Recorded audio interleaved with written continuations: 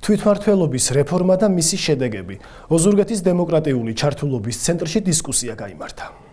რა მიღწევები აქვს თვითმმართველობის რეფორმას, რა მოლოდინები გააჩინა თვითმმართველობის კოდექსმა და როგორ უპასუხა საქართველოს ხელისუფლებამ ამ მოლოდინებს. არჩევითობა და მისი პოლიტიკური სიძლიერე, ოპტიმიზაცია თუ მეტი თვითმმართველი ქალაქი. ამ და სხვა საკითხებზე მოწვეულმა ექსპერტებმა ირაკლი მელაშვილმა და კოკა კიღურაძემ ისაუბრეს. საქართველოს ხელისუფლებამ 2013-2014 წლებში ადგილობრივი თვითმმართველობის რეფორმა განახორციელა, რომელიც მიზნად ისახავდა ადგილობრივი თვითმმართველობის უფლებამოსილებებისა და ფინანსური დამოუკიდებლობების გაზრდას.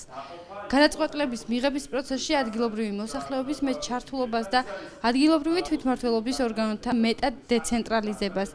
რეფორმა შეეხო ქალაქ ოზურგეთსაც, რომელსაც 2014 წელს თვითმმართველი ქალაქის სტატუსი მიენიჭა.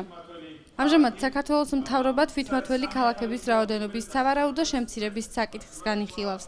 მათ შორის ცვლილებები შესაძლოა ოზურგეთსაც შეეხოს. დისკუსიაში მონაწილეობას ადგილობრივი არასამთავრობო და საზოგადოებრივი ორგანიზაციები, მედიის წარმომადგენლები და სხვა დაინტერესებული მოქალაქეები იღებდნენ.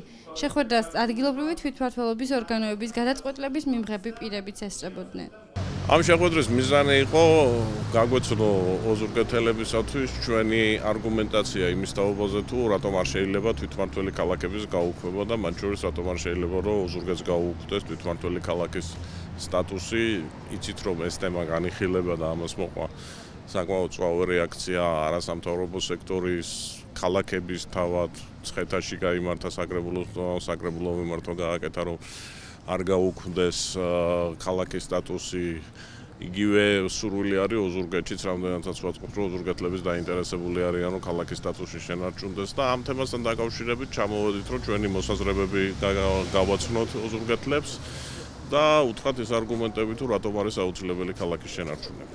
აღნიშნულთან დაკავშირებით არასამთავრობო ორგანიზაციების ძალიან დიდი მონაწილეობა, თითქმის 125-მდე არასამთავრობო ორგანიზაციამ მიმართა საქართველოს ხელისუფლებას, რომ ქალაქებისთვის თვითმმართველი სტატუსის შეჩერებასთან დაკავშირებით მიიღებდა ამ გადაწყვეტილებას საზოგადოების ჩართულობის გარეშე. ჩვენი დღევანდელი შეხვედრაც ქალაქ ოზურგეთში სწორედ ამას ემსახურება, რომ ჩვენ დავაფიქსიროთ, რომ სურვილი გააქვს მათ შორის როგორც არასამთავრობო სექტორს, ასევე ქალაქებში ადგილობრივ მოსახლეობას ჩაერთოს ამ პროცესში და ხელისუფლებამ რეალურად მოგვცეს დასაბუთებული პასუხი, არგუმენტირებული პასუხი იმასთან დაკავშირებით, თუ რატომ მოხდა გადაწყვეტილების მიღება ქალაქებისთვის თვითმმართველი სტატუსის შეჩერებასთან დაკავშირებით.